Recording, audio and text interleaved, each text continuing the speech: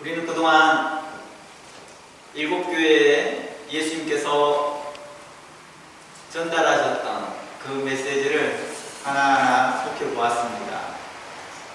오늘은 그렇게 예수님께서 일곱 교회에 전달하셨던 그 메시지를 전달하셨던 예수님에 대하여서 나누려고 합니다.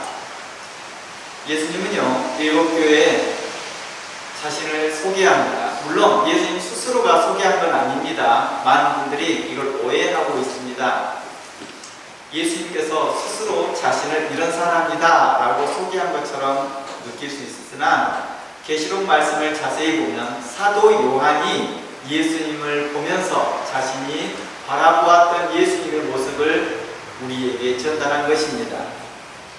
사도 요한은요, 각 교회에 예수 그리스도의 메시지를 전달할 때 예수 그리스도가 어떤 분이신지 우리에게 소개하면서 그리스도의 말씀을 우리에게 하나하나 전달하였던 것입니다. 이는 우리가 예수 그리스도가 누구이신지 우리가 올바로 인식하고 신앙생활해야 한다는 것이 얼마나 중요한지도 우리에게 말하고 있는 것 같습니다. 현재 저와 여러분들에게 예수 그리스도는 어떤 모습으로 보여지고 있습니까? 어떤 사람들에게는 꼭 기다리 아저씨처럼 무언가를 다 해결만 해주는 그런 분으로 인식되고 있지는 않습니까? 꼭 어떤 사람은 산타크로스처럼 어느 이벤트 때마다 등장하여서 내게 선물을 주시는 그런 분으로 이해하고 있지 않습니까? 꼭 자신이 원하는 모습의 틀 안에 가두어서 예수님은 이러하신 분이야 라고 말하고 있지는 않습니까? 가끔 우리는 오해합니다. 가끔 우리는 섣부르게 정의합니다. 예수님은 이 모습이야. 예수님은 이러하셔. 예수님은 우리에게 어떠어떠하다라고 정의하기 십상입니다. 그러나 우리가 그동안 일곱 교회에서 살펴보았듯이 예수님은 일곱 교회에 나타나신 그 모습들은 다양하였습니다. 예수님은 일곱 교회에 말씀하실 때에 사도 요한은 각 교회에 말씀하신 예수 그리스도는 각각 다른 모습으로 표현하고 있더라는 것입니다. 불명코 말씀하신 이는 한 분이신데 사도 요한은 그리스도를 대하여 다양하게 표현하였더라는 것입니다. 그 이유가 뭘까요? 그것은 곧 예수 그리스도를 함부로 또 섣부르게 속단할 수 없음을 또한 우리에게 말해주고 있습니다. 사도 요한은 우리에게 바르게 우리에게 예수 그리스도를 소개합니다. 그리고 그 예수 그리스도를 믿고 그의 교훈을 따르라고 했던 것입니다. 예수님에 대해 바르게 인식하는 것은 우리 신앙생활에 매우 중요한 일이며 기초가 됩니다. 예수님이 누구신지 바로 알 때 우리의 신앙생활이 시작되거든요. 우리의 신앙생활은 예수 그리스도를 바로 인식하고 예수 그리스도를 알 때부터 시작합니다. 물론 그 안다라고 하는 것은 온전함의 안이 아니라 부분적으로 아는 것이어도 그때부터 우리는 신앙생활의 시작이라는 것입니다. 그리고 우리가 영적으로 어린아이다 라고 표현하는 것은 예수 그리스도를 부분적으로 알아가고 있을 때를 말하고 있습니다. 예수 그리스도를 마치 한 모습으로 산타크로스의 모습처럼 인식하고 있다 한다면 아직도 우리는 어린아이 예수 그리스도, 어린아이의 신앙생활을 하고 있다고 말하는 것입니다. 예수 그리스도는 우리에게 산타크로스처럼 우리에게 귀한 선물을 주시는 분, 우리에게 큰 이벤트를 허락하시는 분은 분명한 사실입니다.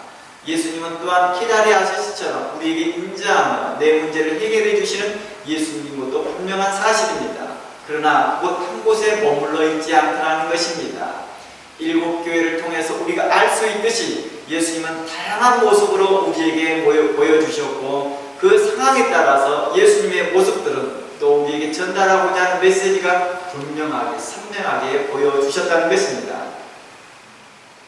예수님을 우리가 인지하고 바로 알 때 우리는 마지막까지 주님께 신실하게 충성할 수 있습니다. 우리가 중간에 예수님을 바로 이해하지 못하고 또 잘못 오해하였을 때 우리의 신앙은 끝까지 종착지까지 바르게 가지 못하더라는 것입니다. 우리가 예수님을 바로 인식하고 이해할 때 우리의 신앙의 위치가 발견됩니다. 내 현재 신앙의 위치가 어디인지를 바로 인식할 수 있다는 것입니다. 뿐만 아니라 내 현재 위치가 파악이 됐다면, 현재 신앙의 위치가 파악이 됐다 한다면 가야 할 길도 분명하게 알겠죠. 우리의 목표는 분명코 그리스도의 장성한 분량이며 하나님의 나라이며 그리스도이며 우리가 하나님의 나라에 집중하는 것이죠. 예수님께 집중하는 것입니다. 하나님의 성품에, 하나님과 그리스도에 우리가 집중하는 것이 우리의 목표겠죠. 우리가 가야 할 방향이 바르게 보여지면서 이제 어디로 가야 할지를 우리는 알게 될 것입니다. 세례 요한은요, 광야에서 외칩니다. 그는 세례를 주면서 많은 사람들에게 회개케 하는 말씀, 회개케 하는 복음을 증거합니다. 그러며 자신은 이렇게 말합니다. 나는 주의 길을 예비케 하는 자라고 말합니다. 그는 많은 사람들을 주님께 인도하는 자였습니다.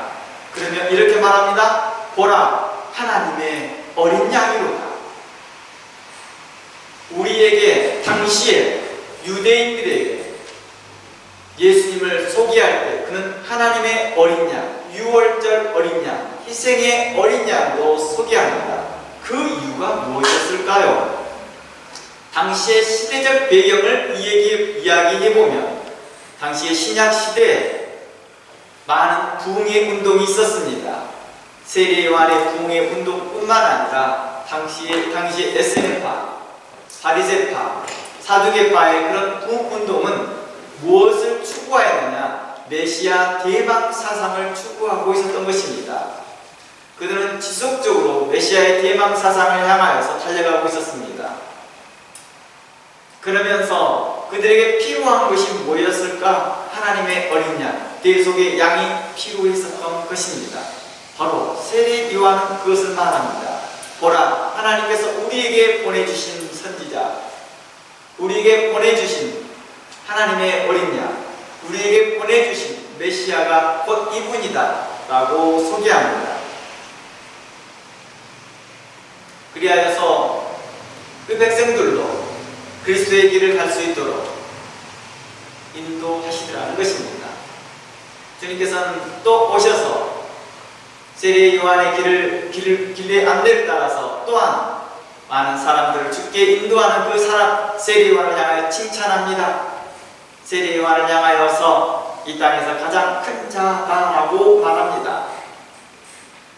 성경은 우리에게 이처럼 그리스도께 안내하는 자를 향하여서 선지자 또 인도자라고 말합니다.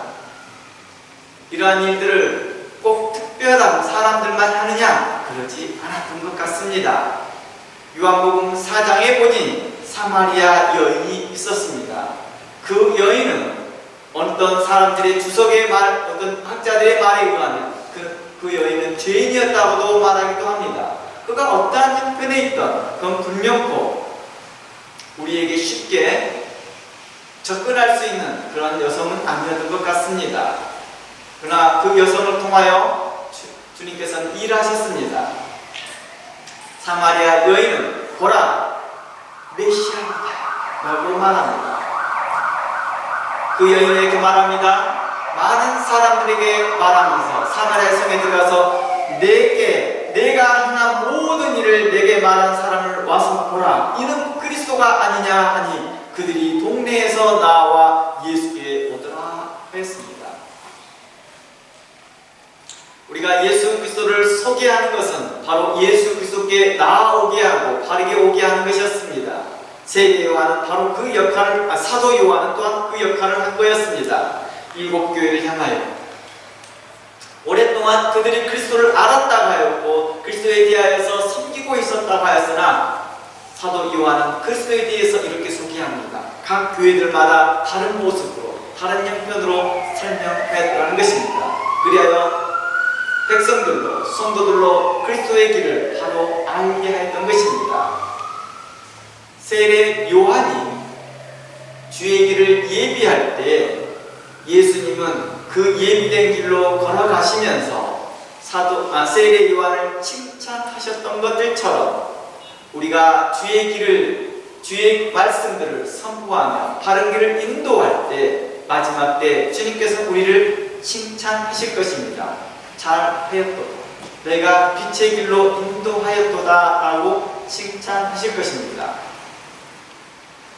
한때 신약 시대의 교회 이후로 교회가 정말 많이 부흥하였습니다. 많은 사람들이 주께 돌아왔습니다. 그러다 어느 날 교회가 갑작스럽게 부패하기 시작하였고 갈 길을 잃어버렸고 방향성을 잃어버렸던 모습이 있었습니다. 바로 중세시대의 교회였습니다. 이 중세시대의 교회의 모습은 일곱 교회에 나타난 교회들 모습 중에 여러 모습으로 나타났을 것입니다. 아마 라오디아 교회의 모습일지도 모르겠습니다. 그들은 부요하다 하였고 가장 막강한 교회였고 가장 막강한 교회의 권세를 가졌으나 그들은 스스로 자신들이 얼마나 영적으로 가련하고 그들이 헐벗었으며 눈이 멀었던 생활을 했는지를 몰랐던 것이 같습니다. 그리하여 종교개혁이 일어납니다. 위클리프를 비롯하여서 많은 하나님의 사람들이 일어나 종교개혁을 외쳤습니다. 그리하여 드디어 루트와 칼빈이 그 종교개혁의 큰 문을 열면서 오늘날 우리에게까지 이르렀습니다. 이후로도 종교개혁의 정신을 받아서 계속해서 우리를 성도들을 주님께 바르게 인도하는 모습들은 계속해서 나타났습니다. 많은 유명한 부흥 강사들부터 시작하여서 신학자들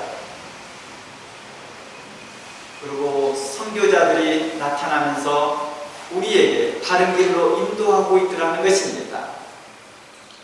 예수님을 소개합니다. 예수님은 우리에게 소개하며 그는 구원자이며 그는 하나님의 아들이며 그는 우리를 위하여 희생당하시며 우리를 죄를 구원하신 하나님이며 긍휼의 하나님, 사랑의 하나님 다양한 모습으로 우리에게 증거하였습니다. 이러한 모든 것을 종합하였던 분이 한 분이 계셔요. 참 탁월한 신학자입니다. 종교개혁 이후에 정말 탁월한 신학자입니다. 이름은 루이스 펄거프라는 사람입니다. 루이스 펄거프. 이 사람에 대하여서는요, 신학교 제가 1학년을 갔는데 처음 들었어요. 신학교 가기 전에는 단 한 번도 들어보지 못했던 이름입니다. 루이스 펄거프라는 사람. 그동안은 칼빈의 말들을 많이 들었고 루터라는 사람들을 많이 들었지만 이 루이스 펄거프라는 사람은 처음 들었어요. 신학교 1학년 때 배우는 과목이 조직신학이라는 과목이었습니다. 바로 이 조직신학이라는 저서를 쓰신 분이 바로 루이스 펄거프였습니다. 그는 성경에 나와 있는 모든 교리적인 내용들을 종합해 두었던 분입니다. 교단마다 약간씩 다를 수 있을지 모르겠지만 어느 데는 성경론부터 시작하여서 신론, 구원론 이런 식으로 해서 각각의 논들을 이야기합니다. 그 중에 기독론도 있고요, 교회론도 있고요, 기타 등등의 많은 것들이 있는데 바로 이 루이스 펄거프의 저서를 통해서 신학은 빠른 속도로 발전하기 시작합니다. 루이스 펄거프는요, 그의 저서에서 그리스도의 신성, 그리스도의론을 정의하기 시작합니다. 그리스도는 누구이신가에 대하여 소개합니다. 그래서 그는 성경 전체를 바탕으로 매우 논리적이고 체계적으로 입증하였습니다. 그래서 저는 그때 당시에 저는 이 루이스 펄거프의 책을 읽을 때 너무 어려웠어요. 당시에 저는 그 신학교에서 공부했던 책들 당시에 대부분의 신학교에 그 책을 다 봤어요. 동일하게요. 봤는데 한문과 한글이 섞여있는 학문책을 봤습니다. 읽는데도 너무 어렵고 한문도 이해하기 어려웠습니다. 그때는 교수님이 일일이 한문을 읽어주고 해석해주고 설명해주고 그랬던 시기였던 것 같습니다. 이후에 굉장히 쉽게 나온 조식 신학책들이 굉장히 많이 발행됐습니다. 저는 여러분들에게 그 책을 추천하는 바입니다. 여러분들이 또한 웨스트민스터라는 책이 있죠. 그 책도 또한 이러한 기초 안에서 만들어진 것입니다. 그래서 웨스트민스터 신앙고백서나 또는 루이스 폴코프의 조직 신학책들을 여러분들이 한번 읽어보셨으면 좋겠습니다. 물론 제가 여러 번 언급하였기 때문에 읽을 때 부담감이 없을 거라 봅니다. 익숙한 내용들이 많이 나오거든요. 여하튼 그의 기독론에서는 그는 이렇게 말합니다. 하나님의 아들이라는 말을 이렇게 말합니다. 단순히 사회적, 법적, 도덕적 관계를 넘어서 아버지 하나님과 본질이 동일함을 의미하는 고유한 명칭이다 라고 루이스 폴코프는 정의합니다. 즉 하나님의 아들이라는 말은 어떤 법적 질서, 사회적, 법적, 도덕적 관계를 말하는 것에서 넘어서 하나님과 본질이 동일하신 분임을 말하고 있다라고 설명합니다. 이는 고유한 명칭이다. 오직 예수님에게 해당되는 말씀이다 라는 것이죠.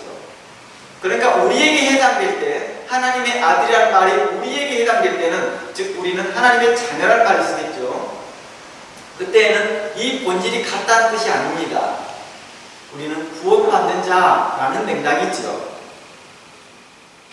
또한 그의 기독론에서 그리스도의 신성만큼이나 중요한 것이 바로 그리스도의 인성을 강조했습니다. 폴코프는요, 신성과 인성이 예수 그리스도라는 한 인격 간에 어떻게 공존해 있는지를 AD 451년에 칼케톤 신경이 있습니다. 신앙 고백서이거든요. 사도 신경처럼요. 그 신경을 기초하여서 예수님은 참 하나님이신 동시에 참 사람임을 강력하게 논증합니다. 그러니까 폴코프 이후에 더욱더 많은 사람들이 예수님에 대해서 다르게 인식합니다. 예수님은 참 하나님이시오, 참 인간이시다 라고 말하는 것이죠. 이것을 조금 더 쉽게 설명하시는 분들이 예수님은 100% 하나님이시오, 100% 사람이다 이렇게 표현했습니다.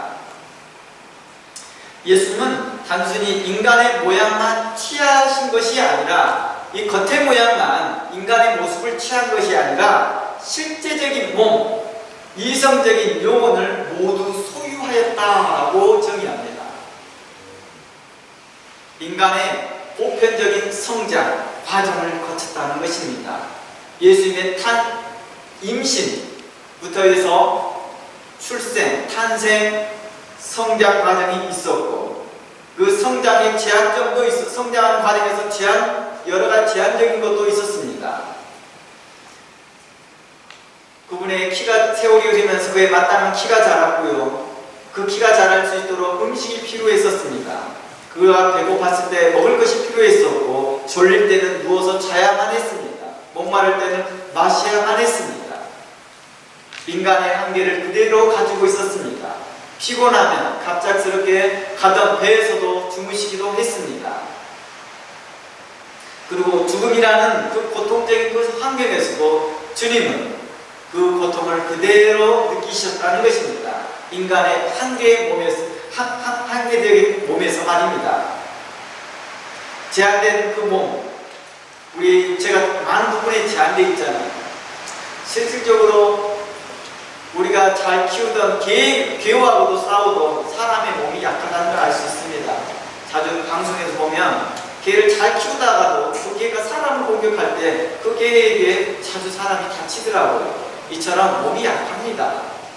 이러한 몸의 약함을 주님은 아시고 주님은 그 몸을 우리가 똑같이 가지시고 생활을 하셨다는 것입니다. 물리적 한계를 실질적으로 겪으신 예수님이십니다. 하나님께서 인간의 고통을 개념으로 아신 게 아니었다는 것입니다.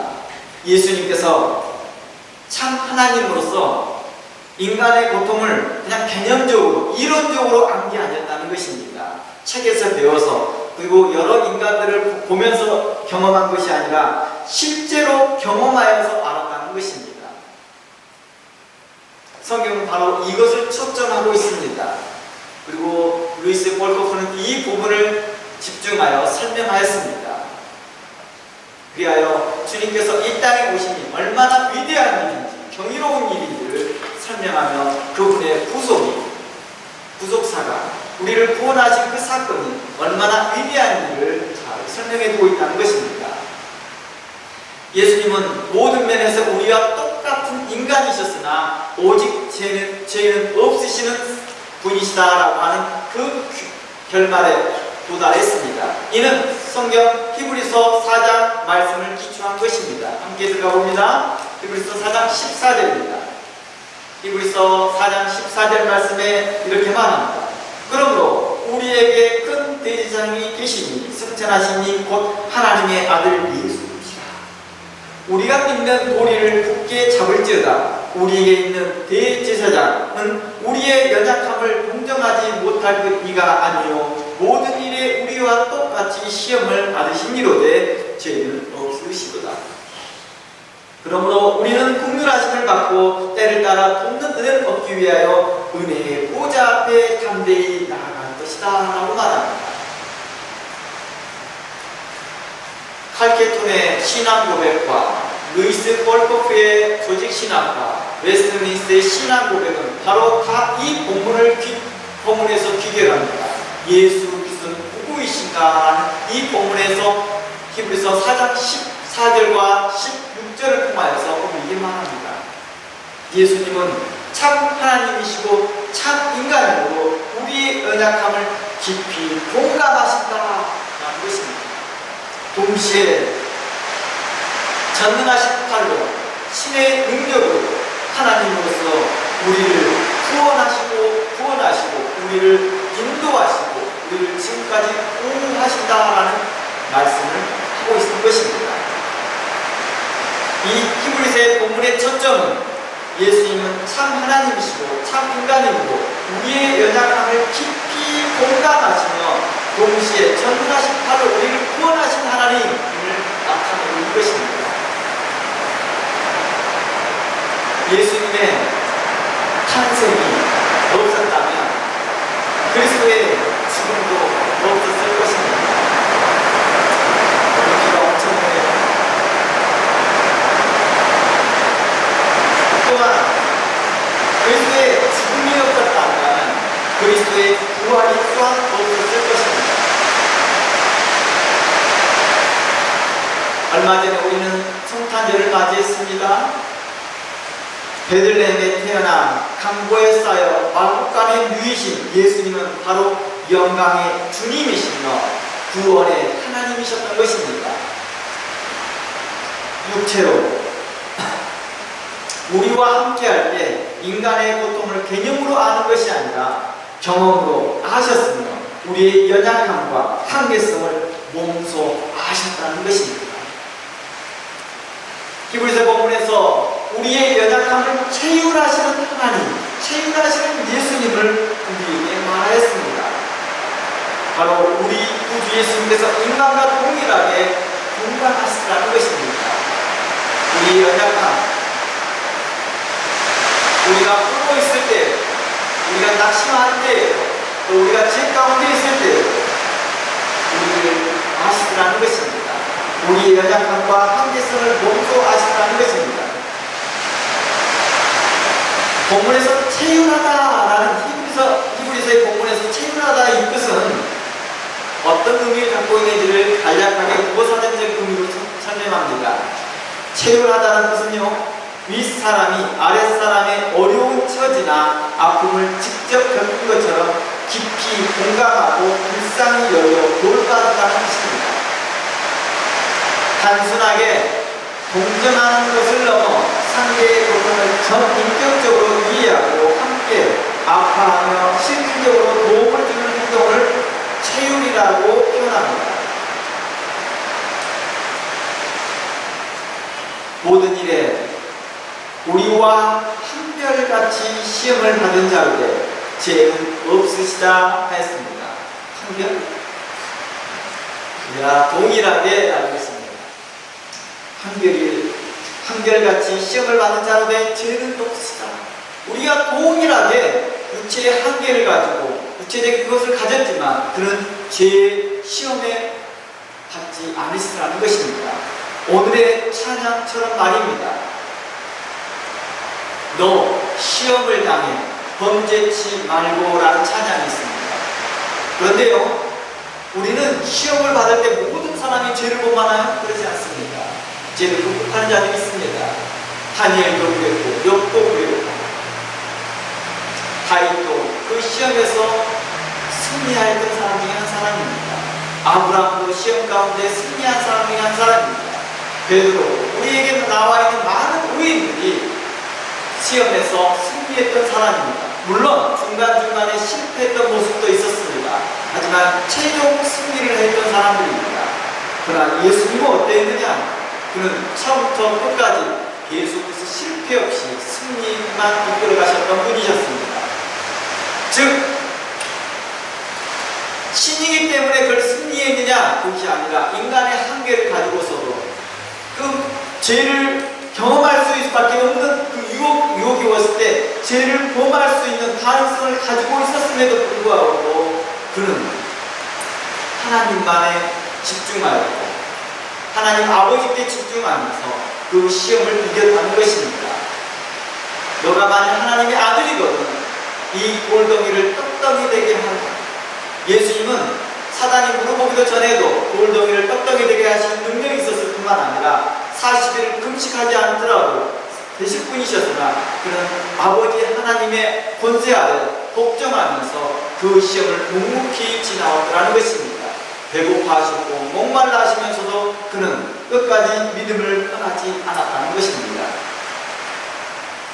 그래서 루이스 폴코프는 이 부분에 대해서 이렇게 말합니다. 예수님도 인간과 같이 똑같이 유혹을 받아 범죄할 가능성을 가지고 있었다. 그러나 그는 승리하였다라고 말합니다. 그는 모든 시험에서 이겼으며 그는 십자가에서도 승리하였고 그 승리로 만나서 우리가 예수 그리스도를 의지할 때 우리가 승리할 수 있다라고 말합니다. 이는 모든 개혁교회의 신학이 우리에게 그렇게 가르치고 있고 성경이 우리에게 그걸 가르치고 있습니다. 예수를 의지하는 자, 예수께 나아가는 자 승리할 수 있다고 말합니다. 예수님께서 인간과 같이 되셔서 인간들이 겪는 모든 어려움을 경험하시면서 우리를 치유하시다는 것입니다. 우리의 연약함을 아시다는 것입니다. 심판보다 먼저 우리를 이해하시고 긍휼히 여기시면서 우리에게 교훈하시고 바르게 하시고 바른 길로 인도하시며 우리로 하나님의 것으로 채우시더라는 것입니다.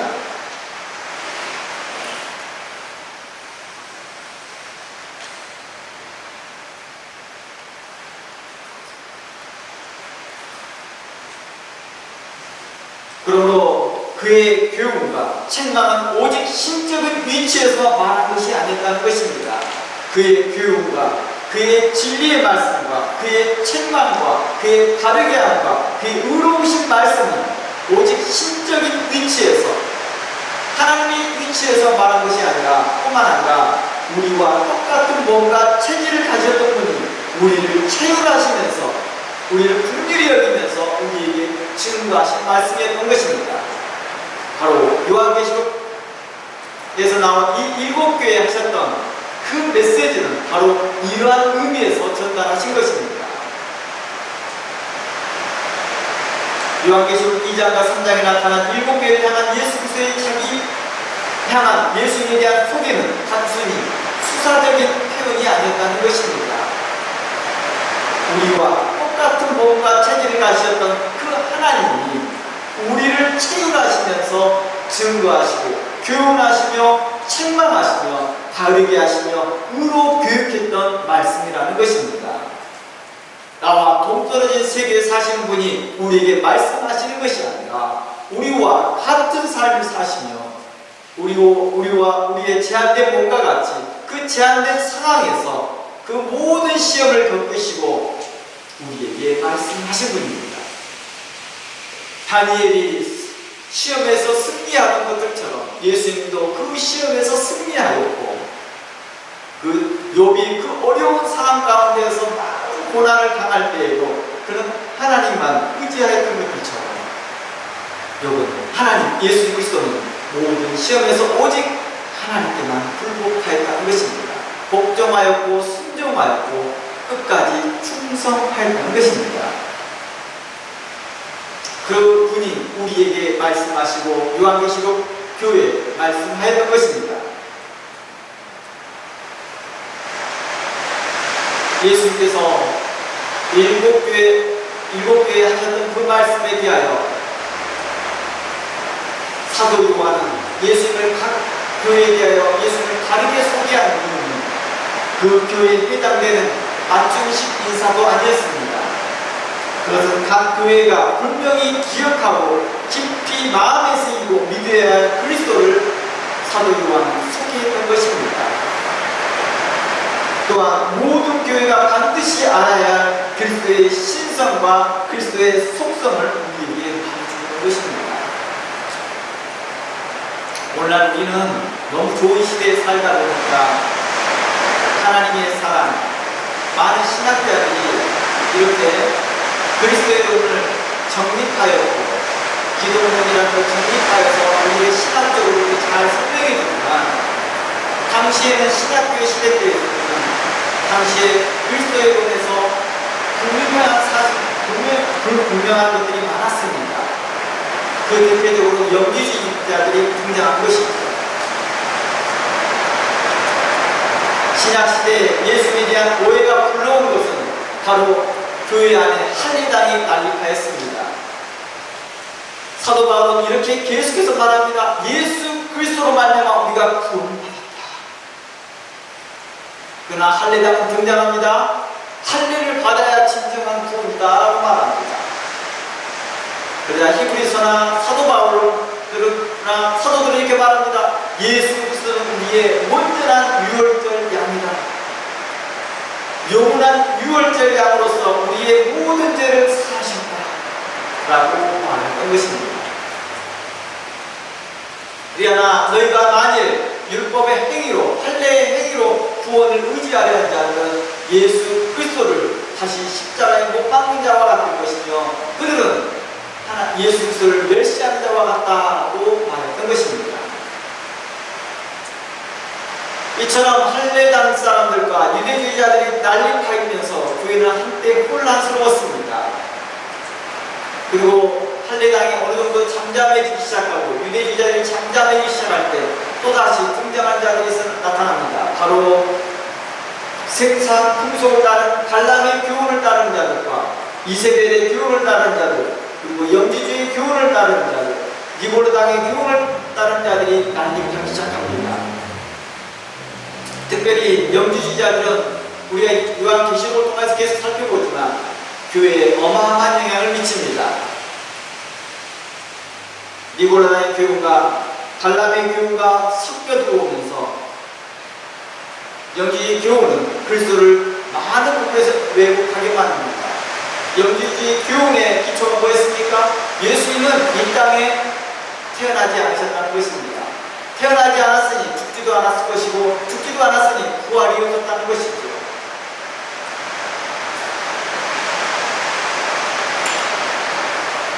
마치 예수님은 홀로그램처럼 또는 어떤 사람의 형상만 입어서 오셨다라고 말하는 것입니다. 그래야 교회를 혼란케 하였습니다. 그러나 오늘날 우리는 얼마나 다행스러운 시대에 살고 있습니까? 하나님의 귀한 선지자들과 목회자들과 신학자들이 잘 정립되어 이 신학책들만 보아도 우리는 다른 신학 안에서, 다른 신앙 안에서 우리는 굳건히 신앙생활을 할 수 있을 것이며 우리가 가야 할 방향과 우리의 현재 위치, 신앙의 위치를 발견할 수 있다는 것입니다. 저는 신학책들을 이렇게 말합니다. 특별한 신학책들이나 성경책들은 우리가 일반 책들은 자기가 전공을 하게 되면 더 이상 많이 안 읽는 편이 안 읽는 경우가 많습니다. 그러나 저는 신학교를 졸업하였던 그 목회자들에게는 그 책을 지속적으로 반복적으로 읽어봐야 한다고 생각합니다.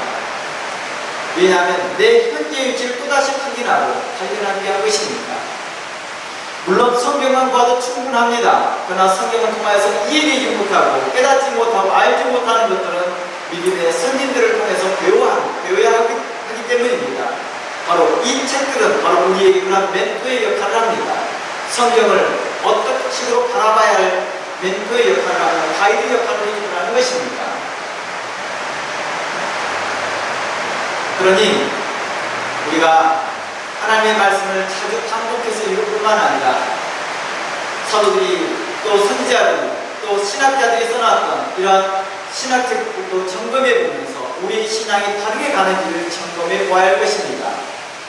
우리가 잘 알고 있듯이 신천지나 통일교 같은 경우도 그들도 성경책을 본다고 합니다. 하지만 성경책을 본다고 해서 그 문제 해결되었나요? 아니었습니다. 엉뚱한 길로 가더라는 것입니다.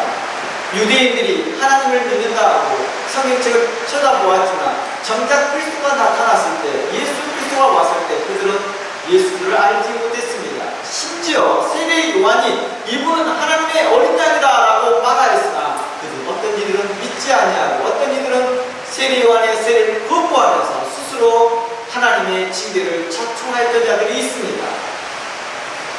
이후에 예수 그리스도의 말씀을 듣고 사도들이 증거하고 선지자들이 예수 그리스도를 증거할 때에도 그들을 믿지 아니하고 그들을 따르지 않더라는 것입니다. 자기의 고집과 자기의 생각대로 예수님을 믿었을 때 그들은 하나님 앞에서 선하지 못했고 의롭지 못했고 하나님은 그들을 인정하지 않으셨다는 것입니다. 우리는 예수 그리스도를 바르게 이해하는 것이 매우 중요할 것입니다. 이제 일곱 교회에 예수님께서 각 교회에 말씀하실 때 세례 요한은 예수님을 어떻게 소개하는지를 다시 한번 간략하게 점검해 보고자 합니다. 계시록 2장 1절부터 우리 일곱 교회를 간략하게 살펴보겠습니다. 2장 1절입니다. 에베소 교회 사자에게 편지하라. 오른손에 있는 일곱 뼈를 붙잡고 일곱 금촛대 사이를 거니시는 이라고 표현합니다. 예수님을 오른손에 있는 일곱 뼈를 붙잡고 일곱 금촛대를 거니시는 하나님이라고 표현합니다. 계속 읽어보겠습니다. 8절 서머나 교회 사자에게 편지하라. 처음이며 마지막이요 죽었다가 살아나시니 부활하신 예수 그리스도를 이야기합니다. 이곳에서 예수 그리스도의 인성을 설명하고 있습니다. 2장 1절에서는 예수 그리스도의 신성을 이야기한다면 8절에서 서문학교에서는 예수 그리스도의 인성을 이야기하고 있습니다. 12절 버가마교회에서는 좌우에 날성 검을 가지신 이라고 말합니다. 버가모교회는 마치 심판주의처럼 아니면 진리를 분별하신 일처럼 우리에게 말씀해주고 있습니다. 도아데라 교회 말합니다. 그 눈이 18절입니다. 18절에 도아데라 교회는 그 눈이 불꽃 같고 그 발이 빛난 주석과 같은 하나님의 아들이라고 표현합니다. 유일하게 일곱 교회를 소개하는 것 중에서 유일하게 도아데라 교회에다는 하나님의 아들이라고 말합니다. 그걸 뭘 말하고 있습니까? 각각의 교회에다 예수 그리스도를 각각의 모습으로 표현하고 있는 것입니다. 하나님의 아들, 이 뜻이 뭐라고 말했죠? 뻘코프의 말을 통해서 전달하자면 하나님과 본질이 같으신 하나님을 이야기하고 있는 것입니다. 3장 1절 말씀에 사대교회는 이게 이렇게 말합니다. 하나님의 일곱 영과 일곱 별을 가지시는 이라고 말합니다.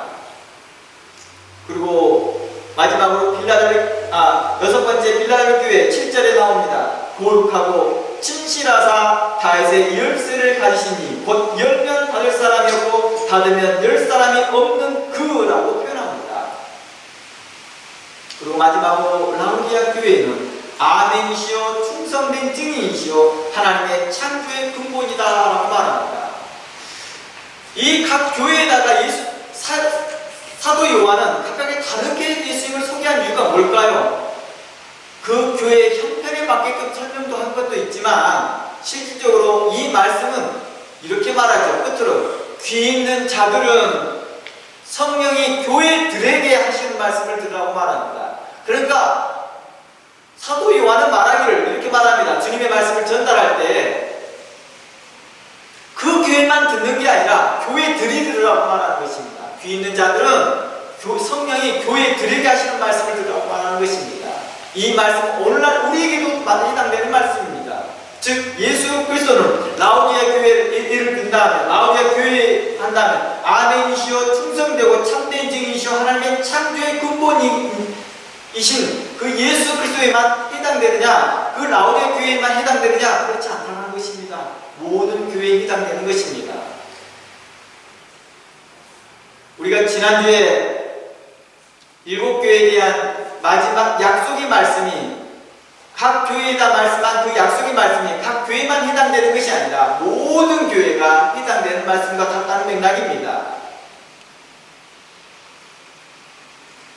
그러니 이것을 구분하여서 따로따로 사도교회는 말씀하신 교회는 예수님을 이렇게 표현했으니까 사도교회는 이런 모습일 거야 이렇게 말하지 말고 예수님의 그 속성과 예수 그리스도의 그 신성을 고루 설명해 주어야 한다는 것입니다. 바로 일곱 교회에 설명되어졌던 예수 그리스도의 속성은 너무나도 종합적으로 잘 설명되어졌던 것입니다. 예를 들어서 에베소 교회를 보면 오른손에 일곱 교회를 붙잡고 있는 이 모습은 바로 현재 그리스도께서 교회를 보호하시고 통치하시고 지배하고 계심을 말해주고 있는 것입니다. 그런데요, 이 말이 에베소 교회만 해당될까요? 아니잖아요. 모든 교회에 해당되잖아요. 그러니까 에베소 교회에 대해서 일곱 교회를 붙잡으신 이가 가라사대라고 말하면 에베소 교회는 꼭 붙잡고 있구나 이렇게 뜻이 아니겠죠. 모든 교회를 붙잡고 계시죠. 그리고 보호하시고 통치하시고 지배하신 걸 말합니다. 그리고 에베소 교회 이렇게 말합니다. 일곱 금촛대 사이를 거니시는 이라고 말합니다. 이걸 뭘 말할까요? 예수님께서 먼 하늘에 계시는 분이 아니신 걸 말하는 것입니다. 현재 우리와 함께 하신 임마누엘 하나님으로 우리 교회를 살피시고 있다는 것입니다. 현재 그 교회를 살피시는 분, 통찰하시는 분, 관찰하시는 분, 능력과 권세와 능력으로 사랑으로 성령 안에서 현재 그 교회에 임재하고 계심을 말하고 있습니다. 성령 안에서 말입니다. 성령 안에서 그 교회에 임재하고 현재 함께 하신 하나님을 말하고 있는 것입니다. 그러면 이렇게 해당되신 예수님은 에베소 교회만 해당될까요? 아니잖아요. 모든 교회에 해당되겠죠. 일곱 교회에 나타나는 그리스도는 과거에 머물러 계신 분이 아니라 현재 우리 사이를 거니시며 공의로 감찰하시고 사랑으로 붙드시는 분임을 말해주는 것입니다.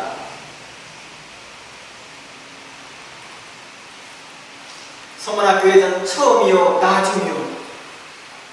이것은 우리의 창조자 되심을 말하며 심판자 되심을 말하며 역사의 종말에도 여전히 예수 그리스도는 우리와 함께 하실 것이며 그때에도 우리를 위하여 구원으로서 우리를 인도하신 하나님이심을 말해주고 있는 것입니다. 다양한 표현들이 있습니다. 예수님에 대한 다양한 표현들. 이러한 표현들 하나하나의 뜻을 담아서 설명하더라도 그 뜻은 다 기독론에 다 포함된 예수 그리스도의 신성과 인성과 거룩성을 우리에게 다 말해주고 있는 것입니다.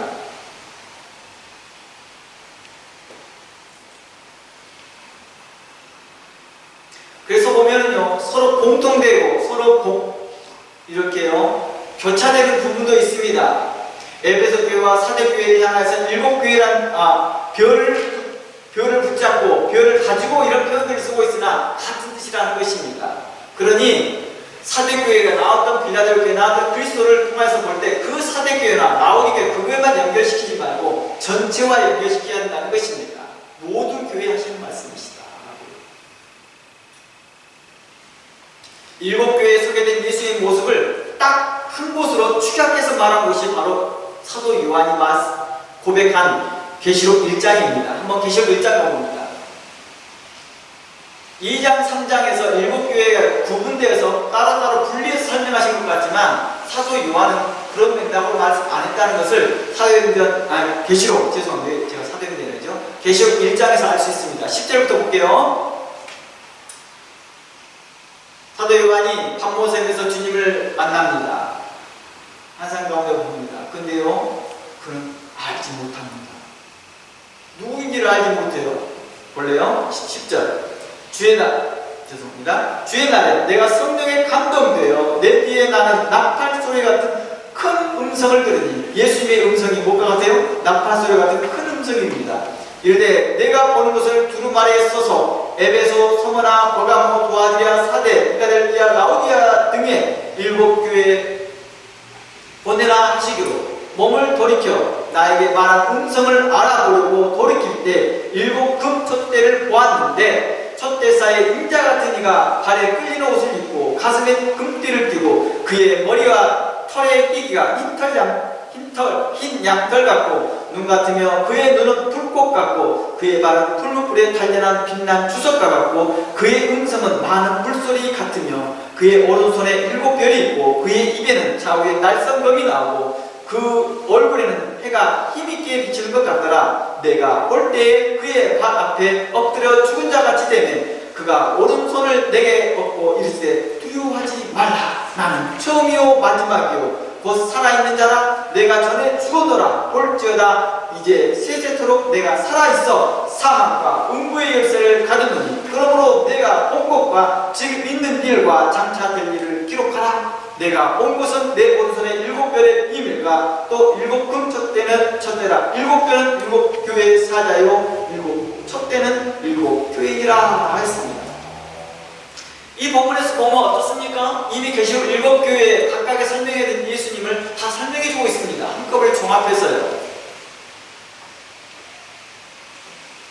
7교회의 소개를 하나로 묶으면 다음과 같이 영광스러운 그리스도의 선언이 되는 것이죠.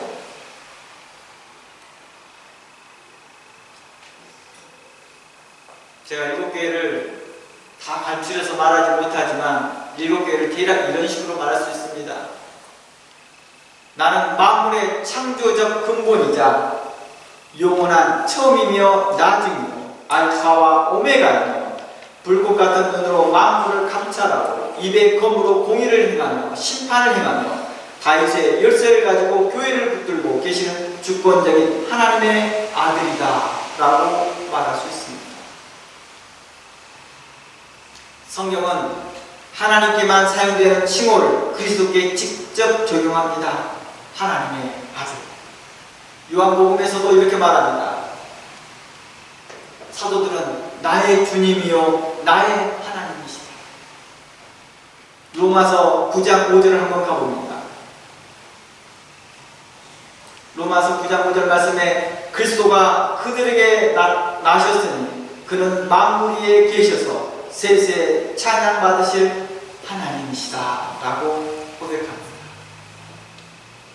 사도 바울은 12사도가 예수님과 함께 있을 때 함께 있지 않았다 할지라도 그는 후에 다메섹에서 예수님을 만난 후에 그는 예수님을 하나님임을 고백합니다. 그 하나님은 우리를 체휼하시는 하나님이십니다. 우리를 공감하시며 우리를 따르시며 우리의 연약함을 돌보시고 감찰하시며 도우시는 하나님이시라는 것입니다. 주님께서는 7교회를 향하여 칭찬뿐만 아니라 책망을 하셨습니다. 그 강력한 책망 가운데는 심판을 염두하신 말씀까지도 있었습니다. 그러나 그 마지막 말은 또 뭐였습니까? 회개하라. 너에게 여전히 하나님의 나라가 보장됩니다. 너희가 회개한다면 너에게 약속했던 그 생명의 멸관, 생명의 실과를 너에게 결단코 주겠다. 너의 이름을 생명책에서 결단코 지워버리지 않겠다라고 말합니다. 주님은 우리의 연약함을 채우시면서 우리가 할 수 있도록 우리를 도우시고 그를 위하여서 우리에게 천사를 보내시며 우리에게 성령을 보내시고 우리를 도우시고 또한 주님께서는 또한 성령 안에서 우리의 교회 안에 오셔서 우리를 감찰하시고 돌보시고 우리에게 말씀하시라는 것입니다. 이 시대에도 주님께서 함께 계시며 각 교회를 통하여 목회자를 통하여서 성령 안에서 말씀이 증거되며 우리에게 교훈하시고 책망하시고 바르게 하시고 의로 교육하사 하나님의 사람, 그리스도의 사람, 성령의 사람으로 세우시며 기뻐하시더라는 것입니다. 그러니 각 교회는 하나님의 말씀을 귀를 열어 들으며 마음을 다하여 들으며 하나님의 기쁨의 사람, 성령의 사람으로 되어지기를 주의 이름으로 축원합니다. 그리하여 마지막 때 주님께서 잘했다 충성된 종아 라는 칭찬되는 저와 여러분 모두가 되기를 주의 이름으로 축원합니다. 담기기도 합니다. 하나님,